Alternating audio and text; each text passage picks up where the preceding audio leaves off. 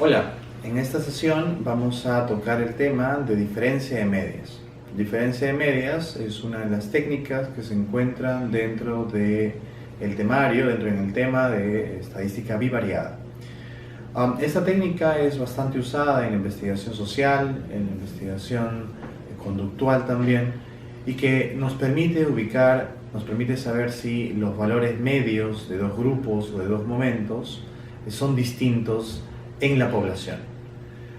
Diferencia de medias, por ejemplo, es usado para ver si cuando se hace una intervención o un proyecto de intervención o un tratamiento terapéutico a un cierto grupo de personas, si el efecto del tratamiento fue positivo, si alivió los problemas, o si por el contrario fue contraproducente y devino en perjuicio. En realidad, diferencia de medias se puede aplicar para hacer cierto tipo de evaluación al final de la implementación de una inversión o la implementación de un programa social o la implementación de un programa terapéutico en un grupo de control. Y en realidad también la diferencia de medias se puede usar cuando tenemos a la mano las encuestas de opinión, las encuestas que miden confianza en las instituciones, confianza, por ejemplo, en el Congreso, en la Policía Nacional del Perú, confianza en el Gobierno Nacional, o también la aprobación de ciertas autoridades. Lo único que tendríamos que tener son una variable que permita agrupar los grupos o subconjuntos de poblaciones y otras variables que nos permitan identificar los momentos en los cuales fue medida el concepto. En el slide 2 tenemos nosotros el temario. En ese temario ustedes pueden ver que lo que vamos a ver en esta sesión son 4 principales temas. El primero es diferencia de medias en dos grupos. Este es un modelo transversal y lo que busca es ver si un grupo difiere de otro. Por ejemplo, si los ingresos son mayores en las mujeres que en los hombres, ¿no? O viceversa, o que se parecen en la población.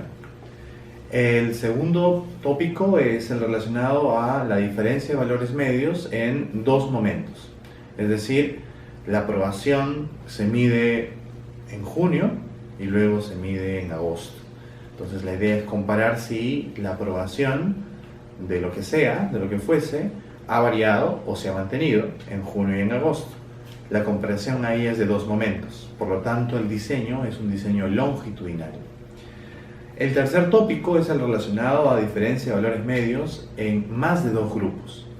A diferencia del primero, aquí ya no tenemos solamente dos grupos, ¿no? Una categórica con dos grupos, sino que tenemos 3, 4, 5 grupos. Entonces el estadístico cambia, los requisitos cambian y por lo tanto el análisis también va a variar. Como cuarto tópico tenemos la diferencia de valores medios en más de dos momentos. A diferencia del segundo, lo que buscamos aquí es ver si no solamente ha variado la medición de junio a agosto, sino también ver si ha variado en referencia a octubre, en referencia a diciembre, para los meses en los que se tenga información. Ahora, podrían ser días, podrían ser semanas, podrían ser años. ¿De qué depende la comparación? Depende del diseño de investigación que se plantee. Depende de, digamos, también que los participantes en los focus group o en las encuestas o en el tipo de herramienta que se despliegue para recoger información sean los mismos. No puede ser que una persona que estuvo en la primera medición no esté en la segunda, esté en la tercera y no esté en la cuarta. Un requisito básico, por ejemplo, para los modelos que hablan de diferencia de valores medios en dos o en más de dos momentos, es que sean las mismas personas las que han sido, digamos, interrogadas o encuestadas. Empezamos entonces con el primer tema, pero antes algunos aspectos generales que estuvimos viendo en la sesión anterior relacionado a también estadística bivariada, pero para los casos de correlación, asociación, concordancia y otros tipos de estadísticos que estuvimos viendo, también cuando queremos plantear una relación entre dos variables. En el slide 3, por ejemplo, podemos ver que estamos de plano en estadística inferencial Y la diferencia con estadística descriptiva es que nosotros aquí planteamos una hipótesis y la buscamos probar con un cierto nivel de confianza. Para ello es básico entender, por ejemplo, que nosotros estamos trabajando con una muestra representativa, una muestra probabilística. No es una muestra por conveniencia, no es una muestra por sesgo o por facilidad, por accesibilidad o bola de nieve. Es una muestra que recoge, ¿no?, una heterogeneidad, una variabilidad representativa de toda una población. Entonces, con esta muestra, con esta base de datos que representa una parte de la población, nosotros buscamos hacer estadística inferencial. Y para ello, nosotros vamos a usar un criterio, digamos, más o menos estandarizado en ciencias sociales, que va a variar en disciplinas. Por ejemplo, las ciencias duras o las ciencias exactas tienen un nivel de significancia mucho más específico, mucho más ajustado que en de ciencias sociales. Nosotros trabajamos con un 95% de confianza. Uno podría pedir un 99% o un 98%. Un 90% ya es muy laxo, muy flexible y hace que nuestras conclusiones no sean tan precisas. Entonces, con un 95% de confianza nosotros podemos decir que el nivel de significancia es de 0.05. Entonces, siempre vamos a escuchar términos como diciendo mi estadístico es significativo o mi estadístico es no significativo. Cuando es significativo, significa que es menor a 0.05. Y cuando es no significativo, es que es mayor a 0.05. Sea cual sea el valor. ¿Okay? Entonces, los valores cuya significancia sean, por ejemplo, 0.01, 0.02 o 0.00, son aquellos en los cuales nosotros vamos a rechazar la hipótesis que nos estamos planteando. Y los estadísticos, por defecto, los estadísticos que vamos a ver en este tema, así como vimos en la sesión anterior, tienen ya hipótesis a priori, tienen hipótesis ex ante, que ya están planteadas y que lo que nosotros tenemos que hacer es saber cómo están conceptualizadas, ¿no? Entonces hay hipótesis afirmativas y hay hipótesis negativas. Nosotros entonces, con una significancia menor a 0.05, vamos a rechazar, siempre vamos a rechazar estas hipótesis. Y cuando sea mayor, vamos a aceptarlas. ¿Okay?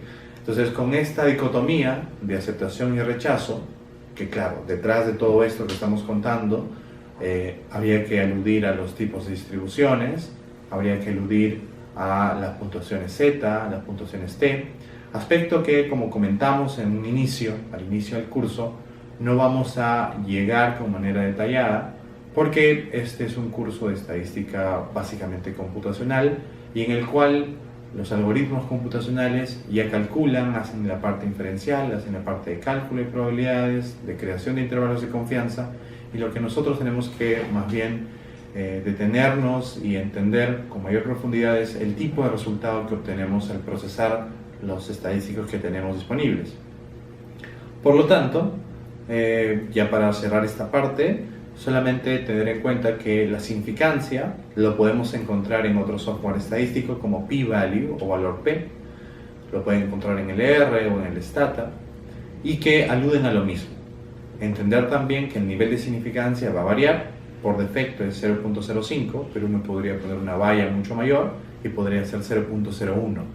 Por lo tanto, el espacio o la región de aceptación y la región de rechazo es un poco más acotado, lo que hace un poco más difícil obtener un resultado, digamos, acorde a lo que tú estás buscando.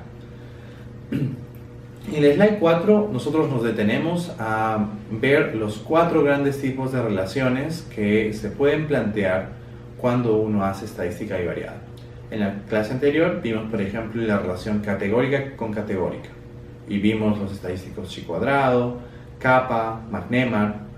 Y para el caso de la relación numérica con numérica, ya pueden ser por conteo o magnitudes, es decir, discreta o continua, nosotros tenemos estadísticos como el R de Pearson y la parte no paramétrica como el Rho de Spearman o el Tau B de Kendall, que son estadísticos que te permiten ver si las dos variables numéricas en cuestión están relacionadas. y cómo están relacionadas, de manera directa o de manera inversa, y si esta relación es fuerte o es débil. Los otros dos grupos de relaciones aluden a la combinación numérica con categórica y categórica con numérica. Y al respecto, nosotros vamos a ver que para el caso de, por ejemplo, diferencia de valores medios para dos grupos o más de dos grupos, la relación que nos vamos a plantear es numérica con categórica, porque la categórica es la que tiene los grupos y la numérica es la que tiene las magnitudes. Y lo que nosotros queremos ver es si esas magnitudes varían en esos dos grupos, o tres grupos, o cuatro grupos.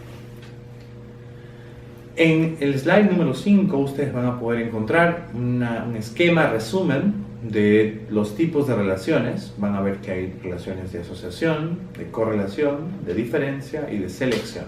Nosotros vamos a ubicarnos en el de diferencia y que podemos ver también si en cada tipo de relación nosotros podemos probar la existencia de la relación, la intensidad de la relación, el sentido y por último la interacción. La interacción aludiría a la última etapa del desarrollo del estadístico, del desarrollo del análisis, en el cual nosotros queremos ver si ese tipo de relación que estamos planteando, A con B, se sigue manteniendo a pesar que le ponemos una variable de control. Una variable capa que lo que quiere más bien es probar si se sigue manteniendo la relación. El slide 6 es básicamente para resumir lo que estamos comentando a la fecha, el momento, y lo que tenemos es que hay que diferenciar que las variables numéricas en algún momento del análisis van a tener que pasar ciertas pruebas que se les suele llamar como supuestos o requisitos básicos que tienen que cumplir. Entonces las numéricas van a tener requisitos, por ejemplo, de que tienen que ser normales, es decir, que tienen que tener una distribución normal. Y cuando tengan una distribución normal, el estadístico que nosotros vamos a usar es el estadístico paramétrico. ¿Okay? Cuando no tengan una distribución normal, el estadístico que vamos a usar es un estadístico no paramétrico. ¿En qué se diferencian ambos? Es que el estadístico paramétrico nosotros podemos usar la media, la desviación estándar, conceptos que vimos en las primeras clases, y que por lo tanto nosotros podemos hacer inferencia en la población sin mayores correcciones al estadístico. En cambio, en el estadístico no paramétrico, lo que tenemos es un trabajo con las medianas o las modas, y que por lo tanto el nivel de análisis no va a ser tan detallado y tendríamos que plantear más correcciones a los estadísticos. En suma, podríamos decir que la estadística paramétrica es más fuerte, más poderosa en su explicación, en cambio la estadística no paramétrica es un poco más limitada. Algunos, digamos, en la literatura van a encontrar que la estadística paramétrica es la que te ayudaría a hacer la inferencia, en cambio la estadística no paramétrica es la que se quedaría a nivel de muestra, por el tipo de limitaciones que presenta. En el slide 7 van a poder ver que en el menú del SPSS están ubicados primero la parte de comparación de medias, que está en el menú de análisis, los tipos de estadísticos que vamos a ver. Básicamente la prueba T para dos grupos y la prueba T para dos momentos. También van a encontrar que está la prueba ANOVA, que es el que es para más de dos grupos. Si bajamos un poco más el cursor, vamos a poder ver que están los estadísticos no paramétricos. Y ahí encontramos, en la parte de cuadros antiguos o cuadros clásicos, la parte no paramétrica para dos grupos, para más de dos grupos, para dos momentos y para más de dos momentos.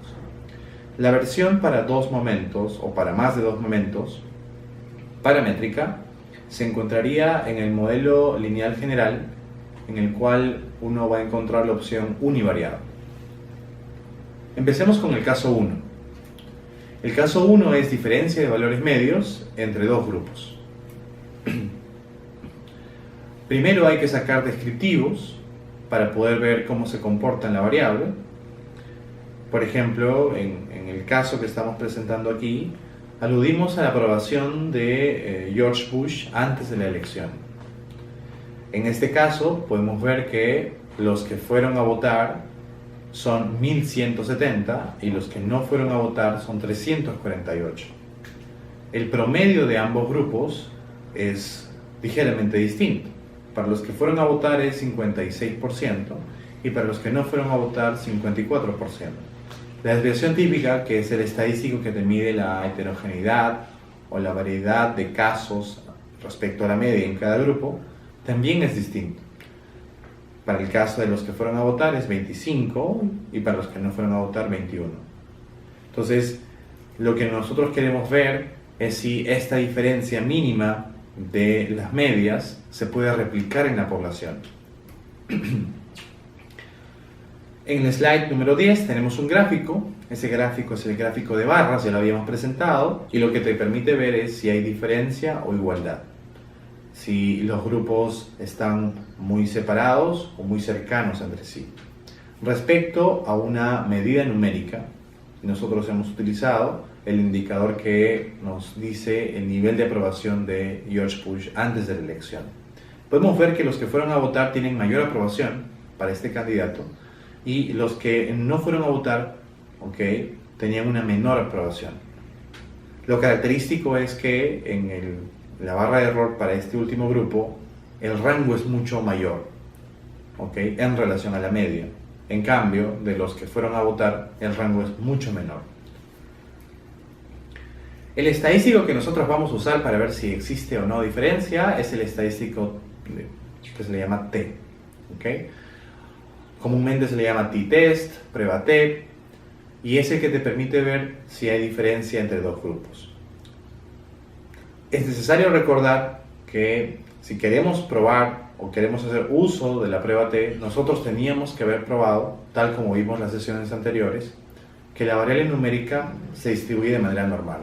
Es decir, que podamos encontrar no significancia o un estadístico no significativo, ya sea para los estadísticos de Kolmogorov-Smirnov o los de Shapiro-Wilk, que son dos estadísticos que te permiten ver si la distribución que tenemos enfrente es normal, es decir, es simétrica, es mesocúrtica, o más bien si es sesgada a la izquierda o sesgada a la derecha.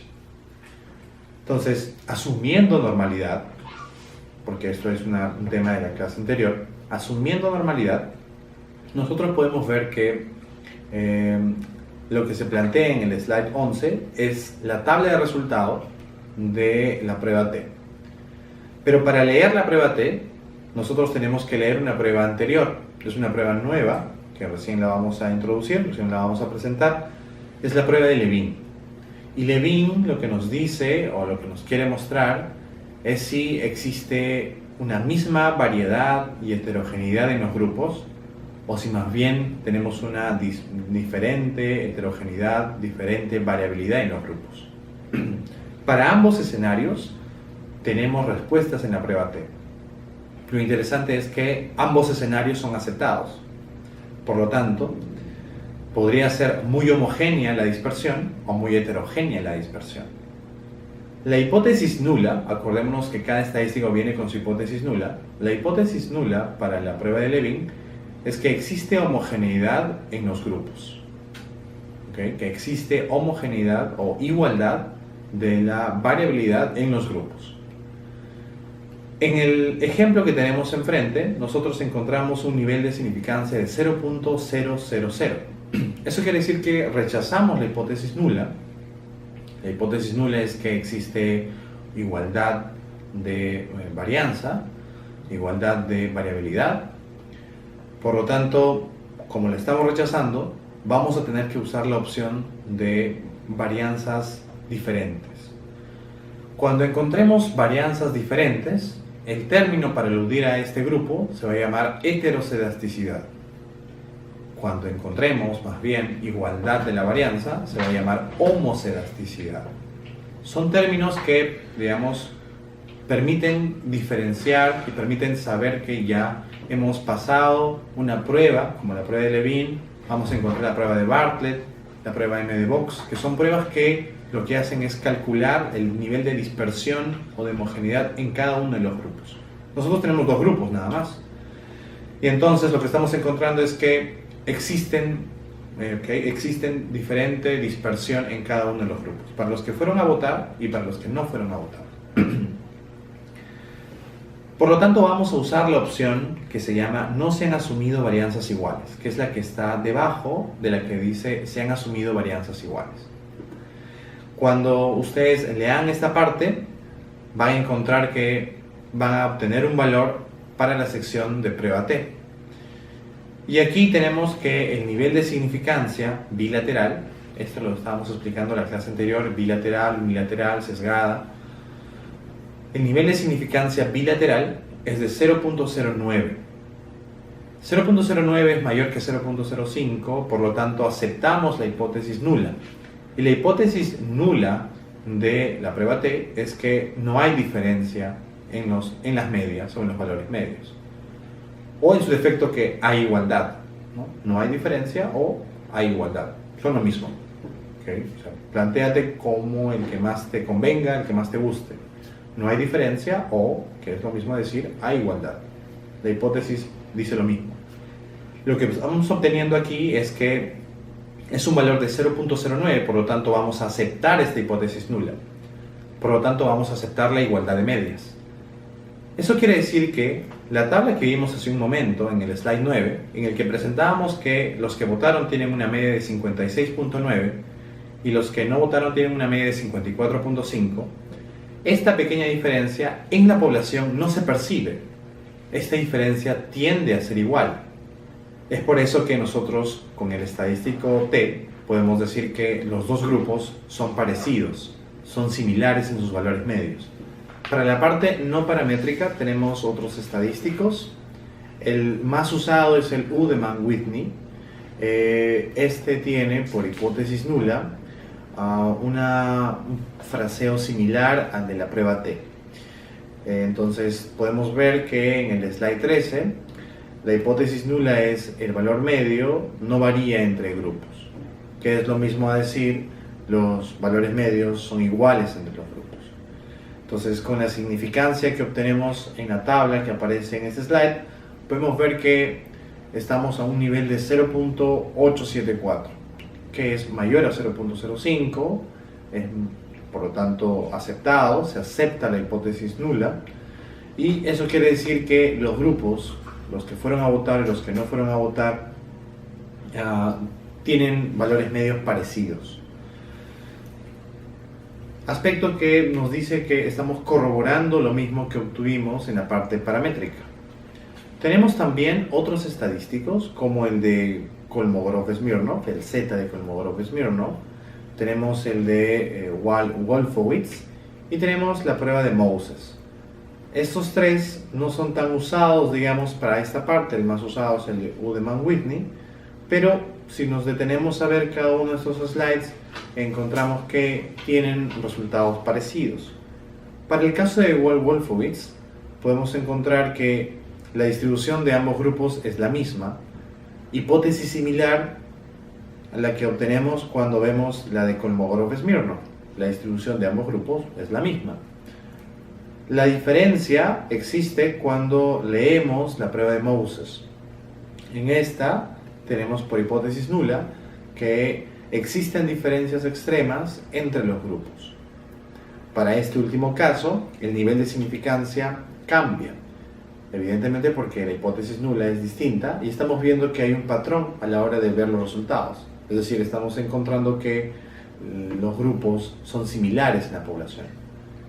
Por lo tanto, encontramos un nivel de significancia de 0.000.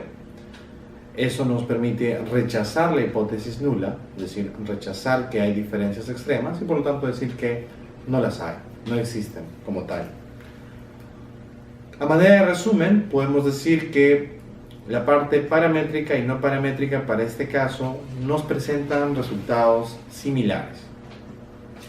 Para el caso paramétrico, debemos recordar que estamos asumiendo que la variable numérica se distribuye o tiene una distribución normal, es decir, que es una distribución simétrica. A su vez, ver que antes de probar la prueba T, existe una prueba que sería algo así como un requisito, que es la prueba de Levin. que lo que busca es verificar que los grupos tengan varianzas homogéneas o varianzas heterogéneas. Felizmente la prueba T soporta o tolera ambos escenarios, es decir, homocelasticidad o en el caso de heterocelasticidad. Concluimos leyendo la prueba T que los valores medios eran iguales y que en el caso de Levin encontramos que existía heterocelasticidad. Para el caso no paramétrico, lo que encontramos es que según Udeman-Whitney, según la prueba de Kolmogorov-Smirnov, según la prueba de Wolfowitz, también corroboramos que los valores medios son iguales en la población. El caso de la prueba de Moses es un poco diferente porque la hipótesis nula está planteada en un sentido inverso, es decir, que hay diferencias extremas. El estadístico que encontramos, el estadístico de Moses, tiene un nivel de significancia menor a 0.05, por lo tanto rechazamos esta hipótesis nula, lo cual nos permite corroborar que, así como hemos estado viendo en todos los no paramétricos, los valores medios son iguales. En conclusión, podemos decir que la parte paramétrica tiene requisitos. Para la parte de prueba T hemos visto que tenemos que probar la distribución normal y tenemos que ver si hay homogeneidad o heterogeneidad de varianzas. En cambio, para la parte no paramétrica no existen requisitos. No existen pruebas que anteceden a la prueba final. Lo interesante de la parte paramétrica es que nosotros podemos hacer inferencia. En cambio, en la parte no paramétrica, en la mayoría de las veces nos vamos a quedar solamente en un análisis de la propia muestra, de lo que tenemos en nuestra base de datos. Vamos a pasar ahora al caso 2. En este caso, a diferencia del caso 1, estamos frente a un diseño longitudinal. Longitudinal porque vamos a recoger información en el tiempo. En el caso anterior, solamente se recogió información en un solo momento, por lo tanto era un diseño transversal. En este caso, lo que queremos ver es si existe diferencia de valores medios entre una variable medida en dos momentos. En el slide número 18 ustedes pueden ver el gráfico de barra de error para ambas variables. Ya no son dos grupos como en el caso 1, son dos variables distintas. Y las variables que se están utilizando son la aceptación de Al Gore antes de la elección y la aceptación de Al Gore después de la elección. Si se dan cuenta, es el mismo concepto, es la aceptación a un candidato y es el mismo candidato por el cual se está preguntando. Entonces es el mismo concepto medido dos veces. Y lo interesante aquí también es poder identificar que existe un momento de corte entre el momento 1 y el momento 2, o en su defecto, si vamos a utilizarlo para evaluación de un proyecto o de un plan, si es momento 1 es la línea de base, es el tiempo de intervención, acaba el momento de intervención y luego entraría un momento 3, es decir, la comparación estaría no en un momento 1 con un momento 2, sino un momento 1 con un momento 3. Entonces, en el intermedio debería existir un punto de corte, un momento de corte o un tiempo de intervención, un periodo de intervención. Para este caso, el momento que marca la distinción entre los dos tiempos es la elección. Uno fue medido antes de la elección, podría haber sido 2 meses antes, una semana antes, y el otro es después de la elección. Puede haber sido medido a los 3 días o a la semana. La base de datos fue recogida en Estados Unidos y digamos la información que nos dieron fue que uno era medido antes de la elección y otro fue después de la elección. Entonces podemos decir que el momento de corte es la elección. No tenemos un tiempo en específico, el diseño puede contemplar este escenario y esto no invalida el análisis del estadístico. Sería mucho más preciso si tuviéramos con exactitud el tiempo de la intervención o el momento clave y a cuántos días, a cuántos meses, a cuántas semanas fueron recogidas las dos muestras. Entonces es un concepto medido en dos momentos. El estadístico que vamos a usar es el estadístico de prueba T también. Y en este caso no hacemos uso de la prueba de Levin, que era el que medía homogeneidad de varianzas. En este caso, de frente, utilizamos la prueba T. Claro, el requisito único estaría en que las dos variables ahora, las dos variables numéricas, tengan una distribución normal. Caso contrario, ingresaríamos a la parte no paramétrica. Entonces, como estamos asumiendo normalidad, en el slide número 19 vamos a poder ver que en la última columna la significancia bilateral es de 0.000. Eso quiere decir que rechazamos la hipótesis nula, por lo tanto encontramos que existe diferencia de medias. La hipótesis nula en todo el mundo, en toda la parte de comparación de medias, es la misma. Hay igualdad de medias. Con esa significancia la rechazamos. Entonces, podemos decir que en la población ambas variables tienen promedios distintos. Esto nos permite hacer conclusiones de que después de la elección la población, los votantes, cambiaron de parecer, ¿okay? Es posible ante apariciones en la prensa, es posible ante posibles denuncias, o es posible que el performance o el desempeño en campaña electoral fue muy deficiente de este candidato. Lo que encontramos es que existe esta diferencia y podemos corroborar lo que vimos en el gráfico número 18, en el cual no era muy, perceptible si los rangos de las medias estaban solapadas o eran diferentes.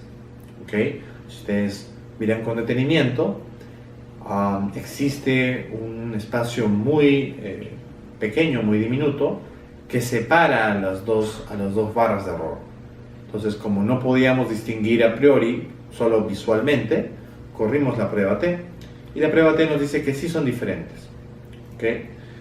Vamos a pasar ahora a la parte no paramétrica, al símil no paramétrico, y también aquí, al igual que en el caso 1, las hipótesis son parecidas. ¿Okay?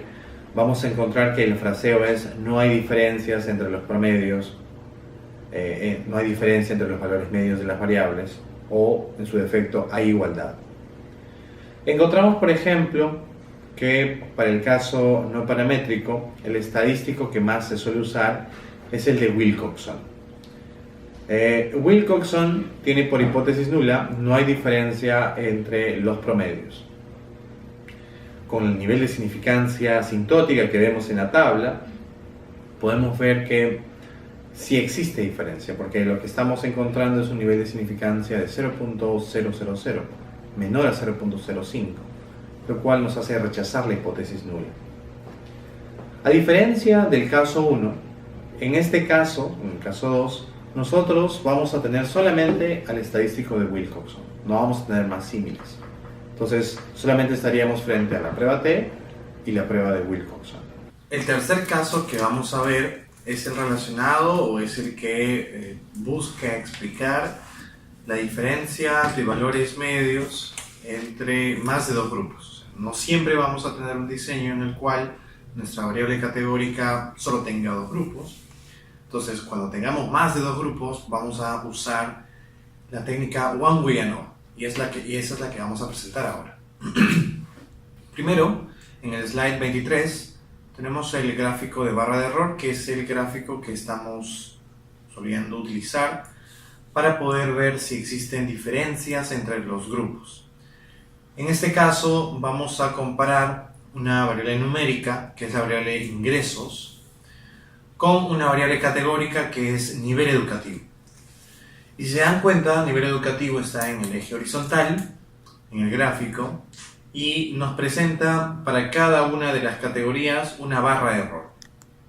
Podemos ver que los que tienen menos que secundaria, es decir, que tienen una secundaria incompleta, los que han estudiado solamente hasta tercer, cuarto año de secundaria, tienen un rango mayor en relación a la media.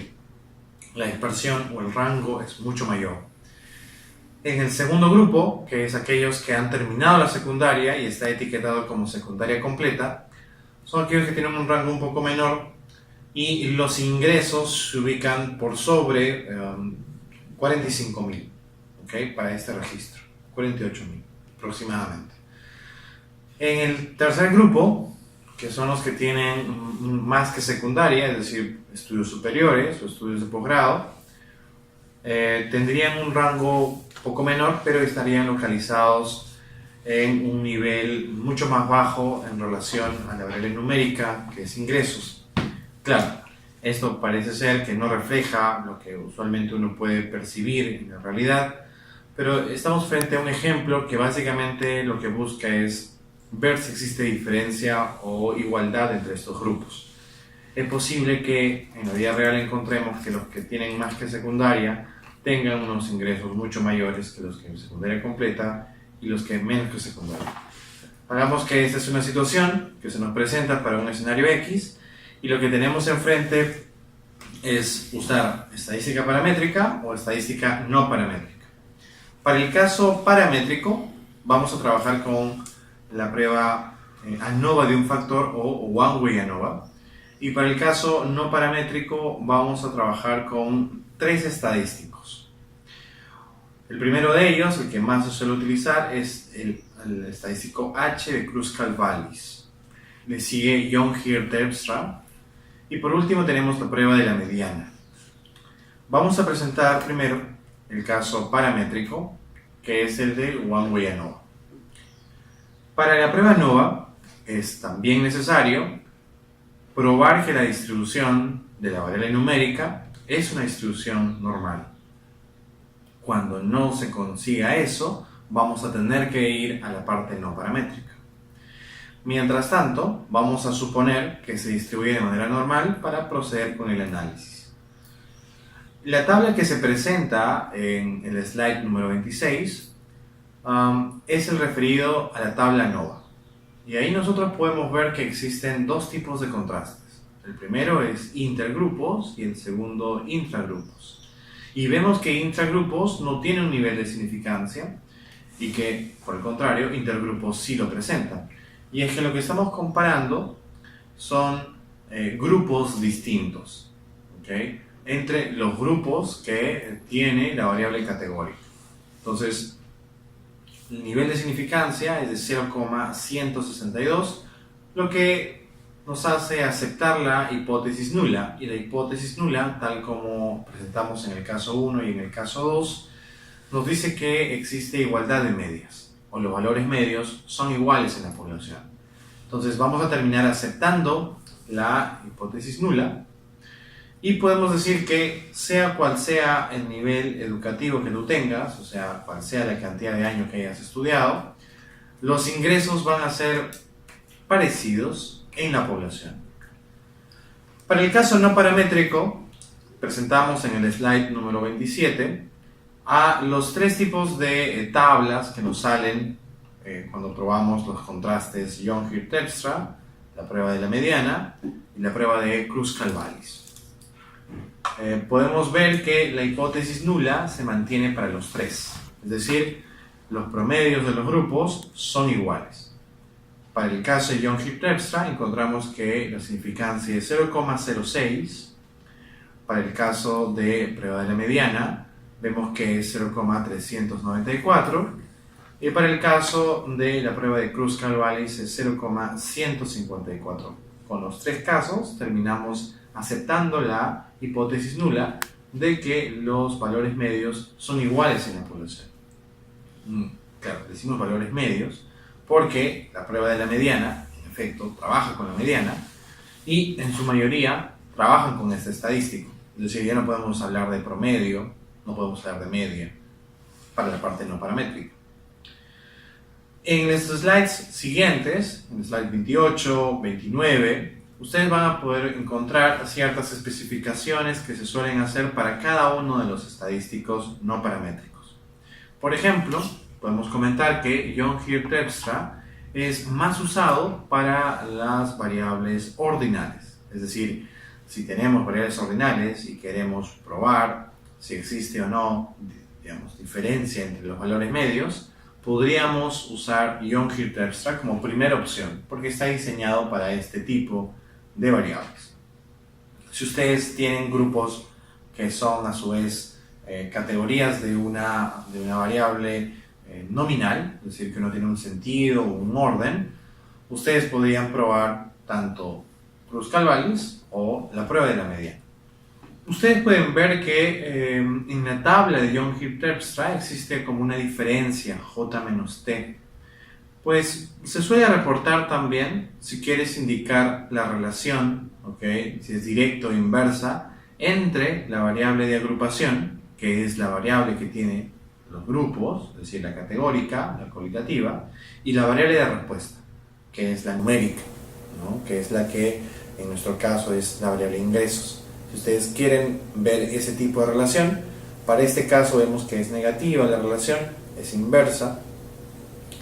Ustedes podrían reportar este estadístico que es J-T, y existe la versión tipificado, que es la que busca estandarizar a los valores, es decir, cuando tienes variables distintas que miden cosas distintas y ustedes quieren comparar, usualmente la técnica que se trabaja, que se suele utilizar, es la estandarización.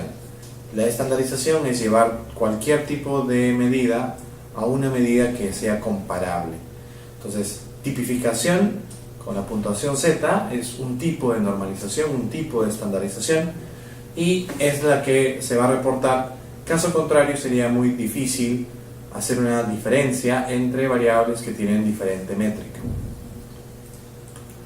En la prueba paramétrica, y ahora vamos a volver un poco de lo que estábamos presentando, en la prueba paramétrica vamos a ver que en la prueba ANOVA no solo se queda o no solo tiene esa tabla para presentar, sino que tiene muchas más, y podríamos hacer un análisis mucho más detallado de lo que nos ofrece en One-Way ANOVA. Y es que para poder leer la tabla ANOVA es necesario, a diferencia de la prueba T, en este caso sí es necesario que los grupos tengan una homogeneidad parecida, igual, una homogeneidad similar. Es decir, que exista homocelasticidad. Cuando no se cumpla este requisito, que es obligatorio, tendríamos que usar otros estadísticos alternativos a la prueba ANOVA. Para el caso que estamos presentando, vemos que la tabla que está en el slide número 33 se llama prueba de homogeneidad de varianzas, y en esta tabla vemos que la significancia es de 0,01, es decir, es menor a 0,05, lo cual nos hace rechazar la hipótesis nula de igualdad de varianzas. Por lo tanto, podemos decir que las varianzas son diferentes, son heterogéneas, y dado que esta es la situación, nosotros tenemos que, leer los estadísticos alternativos. Como los estadísticos alternativos están en una opción distinta, vamos a seleccionarlos, ¿okay?, en la tabla de opciones del menú ANOVA de la prueba de diferencia de medias que tiene el SPSS. Ustedes pueden encontrar señalado qué sección del menú se va a seleccionar en el slide número 38. Ahí pueden ver que tenemos dos tipos de estadísticos.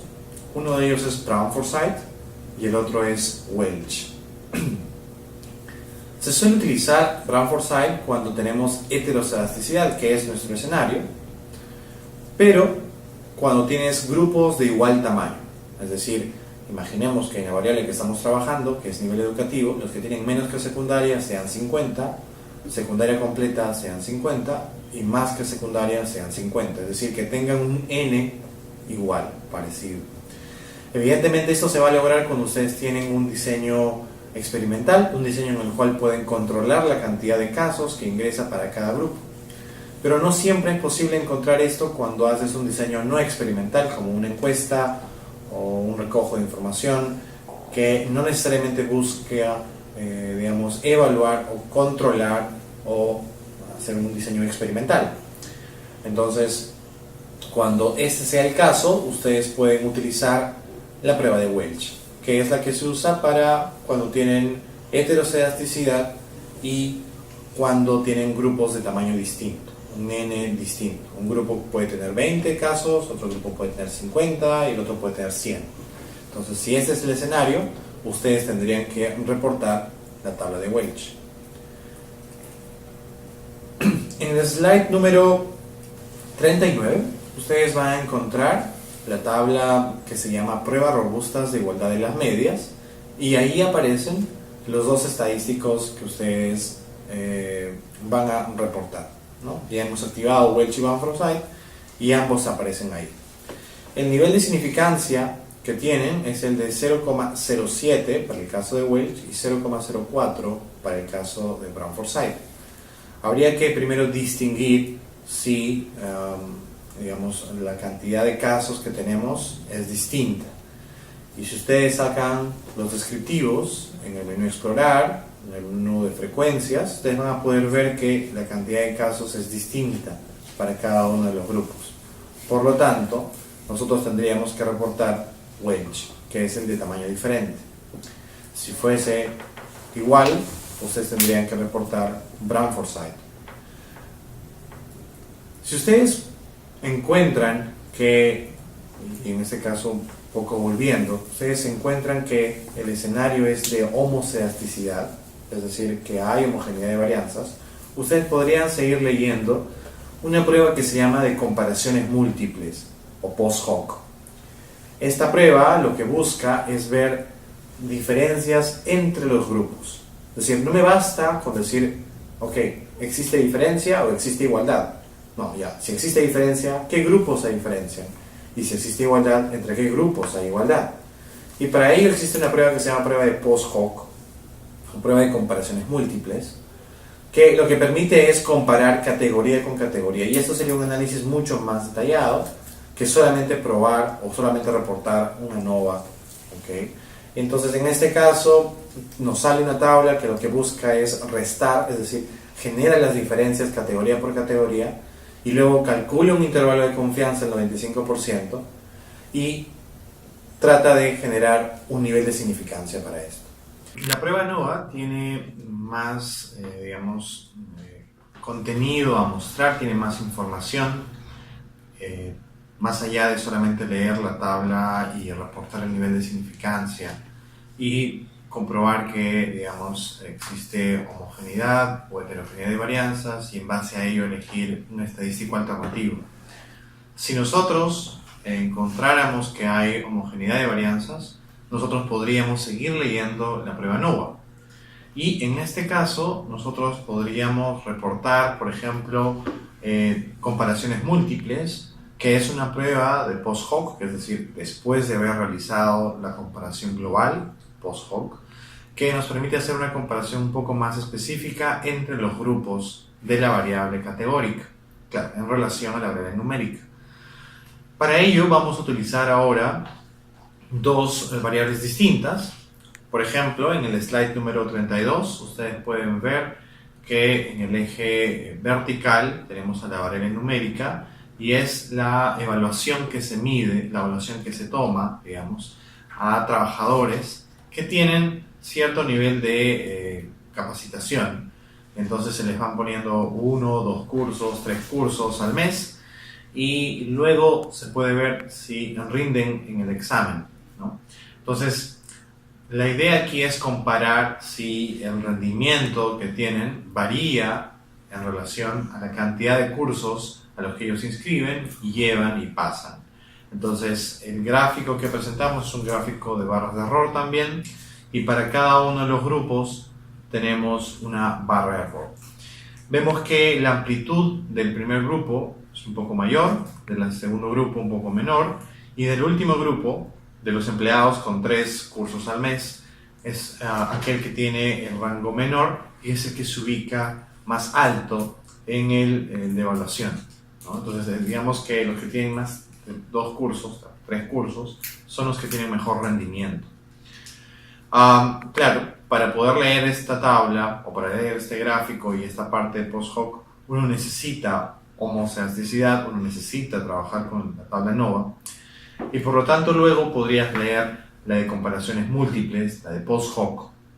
Y en este caso tenemos la tabla que se presenta en el slide 34, y aquí nosotros podemos ver la comparación categoría con categoría para cada una de las filas. Tenemos 3 filas y tenemos en columnas una variable i que va a aludir al grupo de entrenamiento, ¿okay? Y una variable j, una columna j, que va a aludir a otros grupos de entrenamiento. Entonces, lo que queremos comparar es, por ejemplo, para el caso de la primera fila, aquellos empleados que tienen un curso al mes versus los que tienen 2 cursos al mes y con los que tienen 3 cursos al mes.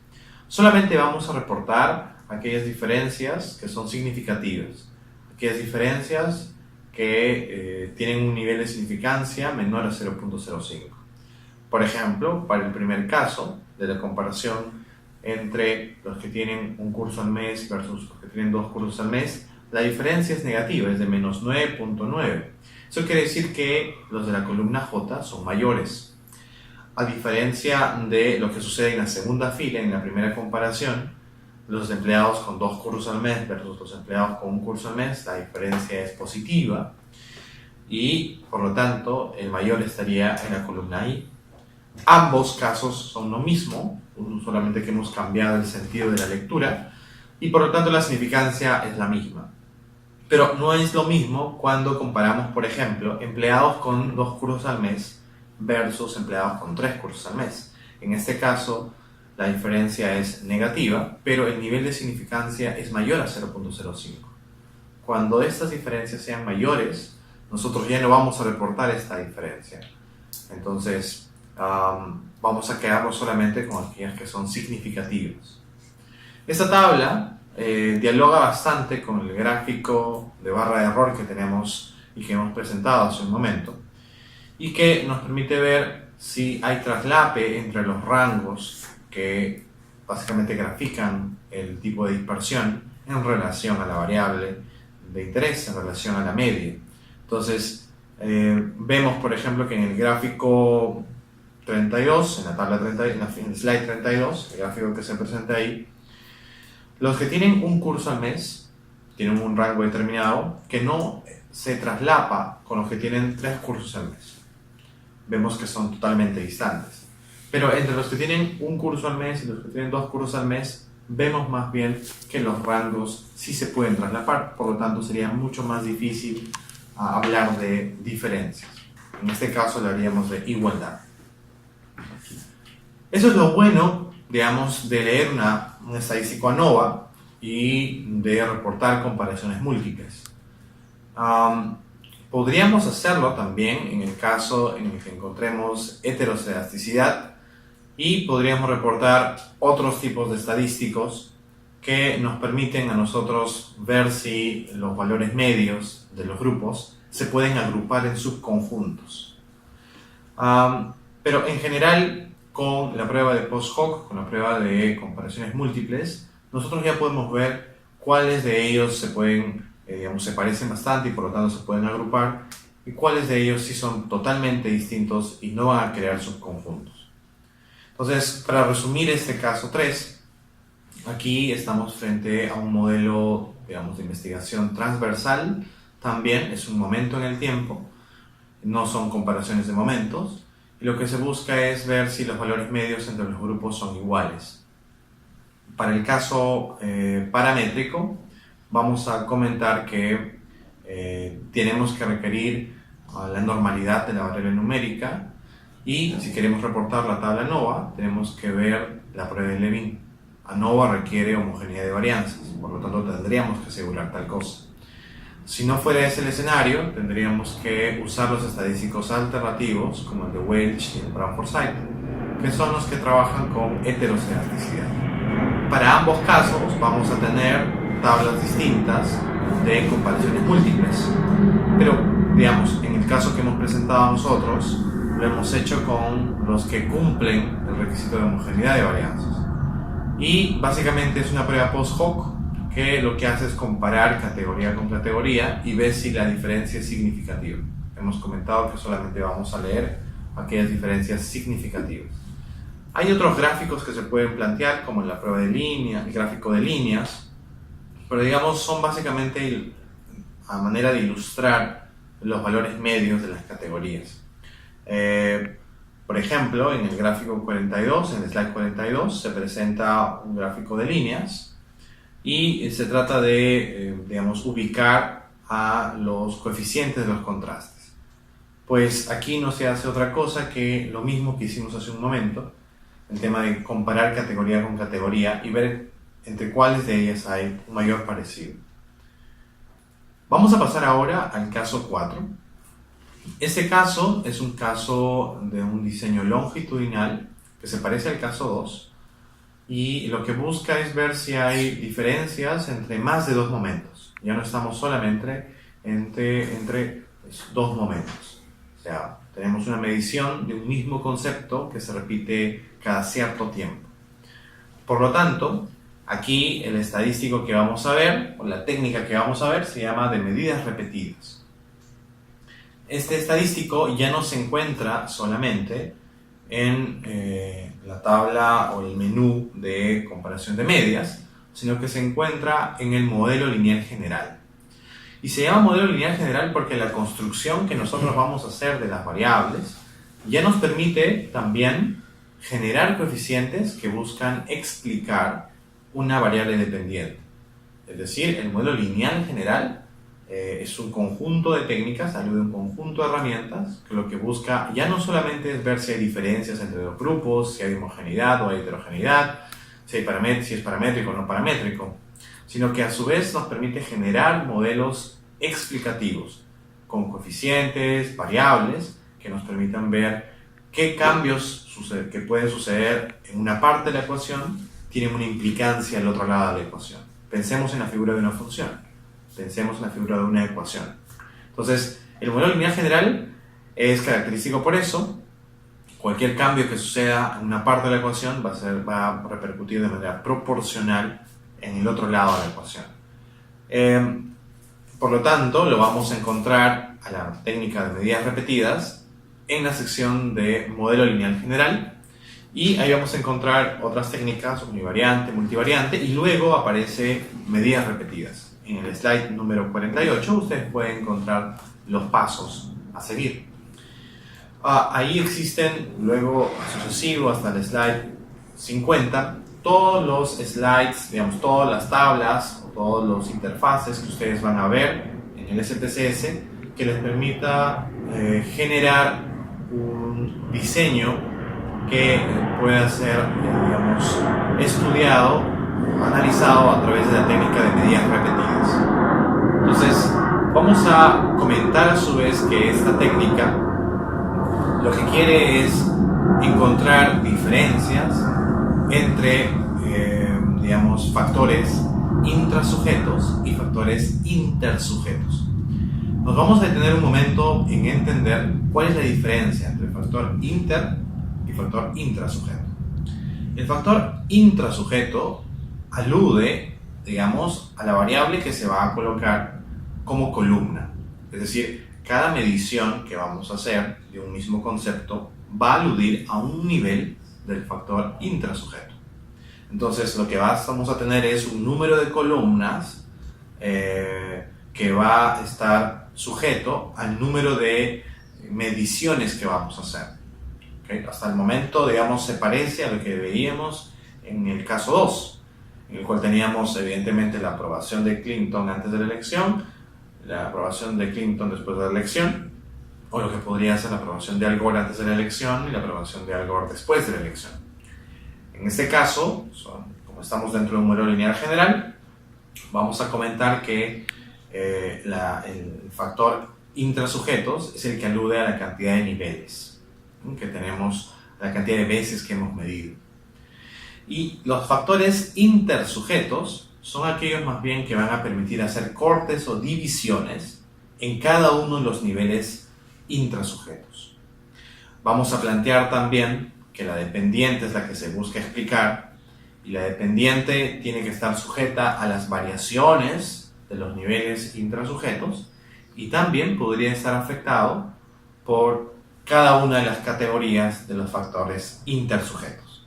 Entonces podríamos tener un modelo de medidas repetidas, n niveles del factor intrasujetos y n niveles del factor intersujetos. Cuando nosotros diseñemos un modelo como este, tenemos que tener en cuenta que lo que estamos probando son dos cosas. Ver si existen diferencias en cada nivel del factor intrasujetos, es decir, si el momento 3 es diferente al momento 1, si el momento 4 es diferente al momento 2, o si el nivel del momento 1 y 2 son diferentes al momento 3. Y también ver si en esta variabilidad de los momentos existe diferencias por cada uno de los factores intersujetos. Imaginemos que estamos midiendo los sueldos cada año, y estos serían los niveles de nuestro factor intersujetos, y que hemos colocado o consignado ciertos factores intersujetos como la variable sexo, la variable nivel educativo, la variable región en la que vivimos, y queremos comparar si existe diferencia entre hombres y mujeres, si existe diferencia entre los que tienen estudios de posgrado y los que solamente han terminado la secundaria, y queremos saber si existe diferencia entre los que viven en el norte y los que viven en el sur, por ejemplo. Entonces, todas estas categorías lo que van a hacer es cortar cada uno de los niveles intrasujetos y ver si existe diferencia en cada uno de los grupos, en cada uno de los momentos que hemos consignado. Evidentemente, se vuelve más complejo mientras tenemos más niveles, pero tenemos mediciones globales y mediciones más específicas. Las mediciones globales van a aludir a los contrastes multivariados. En cambio, las mediciones más específicas a los contrastes univariados. Los contrastes multivariados se presentan en la tabla que tiene el mismo nombre y que se encuentra en el slide 51. Ahí podemos ver las barras de error, por ejemplo, también, que se colocan debajo para cada uno de los niveles. ¿Okay? Es decir, para cada uno de los momentos que nosotros hemos estado midiendo. En nuestro ejemplo, hemos estado midiendo el nivel de apoyo a un presidente y en este caso tenemos las mediciones para enero, abril, julio y noviembre. Entonces queremos ver si las mediciones, digamos, la aprobación ha ido variando o se ha mantenido. Podemos ver que ha habido una ligera variación en el mes de junio, por ejemplo, julio, en relación a los otros las tres mediciones. ¿Okay? Esto habría que explicarlo, podría ser algo coyuntural o podría ser producto de una tendencia que no se puede visibilizar todavía porque no tenemos mayor cantidad de mediciones. El tema es ver si entre estos cuatro existe diferencia o no. La hipótesis nula es que no hay diferencia. ¿Okay? No hay diferencia en intrasujetos.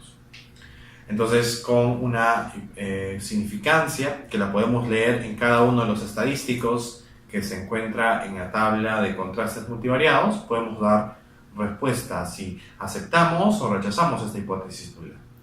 Y al respecto tenemos como 4 estadísticos. Tenemos la traza de Pillay, tenemos lambda de Wilks, tenemos traza de Hotelling y tenemos una última que es la raíz mayor de Roy. De estas 4, lo que más se suele reportar es lambda de Wilks. ¿Okay? Ahora, en general estas 4 no se van a contradecir. Tenemos, por ejemplo, para este caso, que el nivel de significancia es de 0.523. Es decir, es mayor que 0.05. Por lo tanto, podemos decir que en cada una de estas mediciones, ¿okay?, no hay diferencia. O en su defecto, que hay igualdad. Para ver qué más podemos sacar a partir de los contrastes multivariados, o en general globales, nosotros podemos referirnos, ¿okay?, a otros estadísticos que lo que nos van a permitir es ver si existe diferencia entre los niveles del factor intrasujetos. Pero por lo pronto solamente estamos presentando esta tabla, ¿okay?, que con el lambda de Wilks nos permite responder a la pregunta y testear la hipótesis nula. Un contraste por pares, que sería un contraste más específico, es la que se encuentra en el slide 52. Y también tiene por hipótesis nula de que no hay diferencias, digamos, en cada momento que se ha medido, el nivel de aceptación del presidente, ¿okay? El nivel de apoyo del presidente. Y lo que vemos es que hay que reportar básicamente los que son significativos. Vemos en la tabla de que todos tienen una significancia de 1. Eso quiere decir que todos son no significativos. Por lo tanto, esas diferencias que estamos encontrando no se pueden reportar. ¿Okay? No encontramos diferencias significativas. Es bueno recordar que el modelo lineal general, GLM, ¿okay? General Linear Model, tiene esas siglas y por eso se suele usar GLM, requiere digamos que las variables, digamos, en este caso son los niveles del factor intrasujetos, sean distribuciones normales. Entonces, recordar por lo tanto que GLM es una técnica paramétrica. En el caso que no tuviésemos un nivel que se comporte como paramétrico, que tenga una distribución normal, nosotros tenemos que utilizar la estadística no paramétrica. Y en el caso no paramétrico tenemos que usar la sección de estadística no paramétrica y entre ellos usar K-muestras, ¿no? El de K-related samples. Si ustedes tienen en español, va a ser, digamos, la comparación para 2 momentos o para K momentos. Entonces, dentro de esta sección van a poder ustedes encontrar, tal como se presenta en el slide 54, que tenemos 3 estadísticos para probar esto. El más utilizado es Friedman, luego sigue Kendall, luego sigue Cochrane. Vamos a especificar con cuál de ellos podemos hacer un mejor análisis para cierto tipo de variables. Por ejemplo, para el caso de Friedman, ¿okay? La hipótesis nula tiene, digamos, el mismo fraseo que en el caso de la prueba paramétrica de medidas repetidas, ¿no? Que los valores medios no difieren entre sí. Kendall también presenta la misma hipótesis, dado que es una reinterpretación de Friedman, pero digamos que presenta un indicador de concordancia, ¿no? Un indicador de concordancia que va de 0 a 1, en el cual, digamos, 1 alude a la máxima concordancia posible, ¿okay? Que son muy parecidos las aprobaciones, digamos, del presidente, y un valor de 0 que más bien te dice que no hay ninguna concordancia, que la medición 1 es totalmente distinta de la medición 2. Entonces ustedes pueden ver con el estadístico de Kendall, el W de Kendall, si hay concordancia o no. Pero claro, para reportarla tenemos que leer el nivel de significancia. Vamos a poder ver en los slides siguientes, ¿okay? Todo lo demás, digamos, específico que tiene la prueba de medidas repetidas. Y al respecto están todos los pasos que hay que tener para poder ver, digamos, qué tipo de diferencias podemos encontrar si a su vez a este modelo inicial solo de factor intrasujetos colocamos factores intersujetos. Entonces en el slide 56 ustedes van a encontrar 2 variables adicionales que son variables categóricas, uno que alude al tamaño y uno que alude al tipo de municipalidad, ¿okay? Si es una municipalidad grande, pequeña. Entonces las tablas siguientes presentan diferencias no solo para los factores intrasujetos, sino que también para estos 2 factores.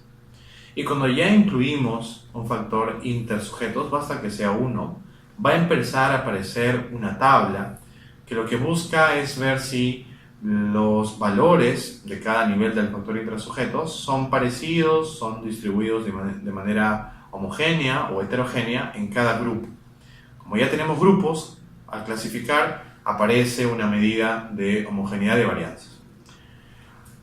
A diferencia del one-way ANOVA, que es el ANOVA de un factor que vimos hace un momento, en este caso ya no aparece un estadístico como tal, sino uno que se llama M de box. La hipótesis nula es similar, la matriz de covarianzas es homogénea, Y la idea es que nosotros podamos aceptar o rechazar dependiendo dependiendo del nivel de significancia. Entonces, para el caso que estamos trabajando, que se presenta en el slide 58, encontramos que la significancia es de 0,01, ¿okay? Que existe, digamos que es un nivel significativo. Por lo tanto, rechazamos la igualdad y podemos decir que hay diferencia entre las matrices de covarianza. En general, debemos procurar que sea no significativa para seguir leyendo, digamos, todas las tablas de contrastes multivariados que asumen homogeneidad de varianzas, como la que habla sobre el lambda de Wilks para el contraste multivariado. Vemos ahí que la hipótesis nula para todos esos estadísticos es que las medias son iguales, ¿no? Para todo el mundo ANOVA y de diferencia de medias siempre es la misma hipótesis. Y lo que encontramos como resultado es que la media de las encuestas no varía, ¿no? Y ni es afectada por ninguno de los factores intersujetos, es decir, cualquiera de las dos variables categóricas que hemos consignado en la tabla. Luego aparece una tabla que se va a llamar prueba de esfericidad de Mauchly, y esta tabla lo que, digamos, asume es que si encontramos esfericidad, ¿okay? Es decir, que la matriz de covarianzas genera una dispersión homogénea y por lo tanto podemos hacer cualquier tipo de contrastes. Lo que nosotros tenemos que ver es si aceptamos o rechazamos la hipótesis nula. La hipótesis nula en esta tabla nos dice que la matriz de covarianzas, ¿okay? Es circular o esférica. Pues la idea como que es aceptar porque queremos que sea, digamos, esférica, queremos que exista una matriz de covarianzas homogénea. Pero si encontrásemos que nos sale significativo, tenemos que leer otras tablas que asumen una no esfericidad o una matriz de covarianzas heterogénea.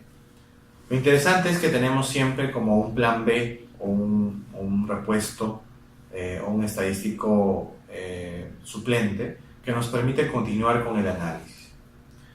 Va a encontrar que vamos a tener también contrastes post hoc, contrastes intrasujetos, ¿okay? Y ustedes pueden generar gráficas que nos permiten ver, digamos, en el tiempo si estos factores generan diferencias o si más bien generan igualdades. Eso lo pueden personalizar en el menú de medidas repetidas. En general existen también muchos más análisis, pero que son un tanto más específicos para cuando se cumplan los dos supuestos que estamos comentando, el de normalidad de la numérica y el de homogeneidad de varianzas. Y si encontramos y empezamos a encontrar diferencias, ver en qué se diferencian, nosotros podríamos plantear ciertos tipos de contrastes lineales o contrastes polinómicos, es decir, ver si las distribuciones son parecidas, o sea, la generación de tendencias es parecida, la generación de tendencias es diferente. Entonces, en el slide 61 nosotros vemos que podemos ubicar ciertos tipos de contrastes. Estamos dentro del modelo lineal general, por lo tanto se espera que las medias, por ejemplo, si asumimos un comportamiento lineal, tengan un crecimiento ascendente o como también un crecimiento descendente. En ambos de los casos tendría que ser proporcional el decrecimiento o el crecimiento. Si tuviéramos otro tipo de comportamiento, ¿okay? Entonces ya no sería lineal, sino sería polinómico o repetido. Y en ese sentido nosotros podríamos personalizar para ver si se acomoda lo que estamos suponiendo. Este es un valor agregado que tiene la prueba de medidas repetidas y que nos permite plantear también cierto tipo de hipótesis en sentido más explicativo. Si nosotros quisiéramos ver también algunas agrupaciones entre los valores medios, podríamos usar aquella que es referida a post hoc. Y tenemos contrastes para cuando hay homogeneidad de varianza y para cuando hay heterogeneidad de varianzas. Para cuando hay homogeneidad de varianzas, vamos a usar en general dos tipos de estadísticos. Uno que es Bonferroni, que está para activar, y otro que es Sheffer. Y para el caso digamos, en el cual no se asume varianzas iguales, o hay heterogeneidad de varianzas, vamos a usar la prueba T2 de Tangent. Estos estadísticos hacen lo mismo, lo que buscan es generar subconjuntos entre las categorías que tienen valores medios parecidos y diferenciarse de otros subconjuntos que tienen valores medios distintos. Entonces, esto lo podemos ver gráficamente y lo podemos ver también con los estadísticos. Claro que esta información es un tanto repetida, pero puede servir para otros tipos de preguntas. Es decir, si queremos empezar a agregar categorías, por ejemplo, saber que los valores medios son parecidos es un fundamento para hacerlo. Y esto no lo encontramos a priori cuando hacemos solamente comparación par con par. Entonces, este tipo de estadísticos es bueno. Más aún si hace la diferenciación si tenemos homogeneidad de varianzas y heterogeneidad de varianzas. Como resumen, podemos decir que este caso 4 es digamos, una técnica que ya es parte del modelo lineal general, ya no solamente se queda en la comparación de medias y que por lo tanto tiene más información para darnos. Podemos sacarlo, digamos, en términos de teoría, podemos prescindir de medidas repetidas y verlo solamente como modelo lineal general, pero la idea de presentar todo esto dentro del tema de diferencia de medias es que los 4 tienen el mismo patrón de análisis. La hipótesis nula se repite y los contrastes que tenemos son parecidos. Solo que para el caso de medidas repetidas tenemos más estadísticos añadidos, más subtécnicas que nos permiten hacer cosas más detalladas.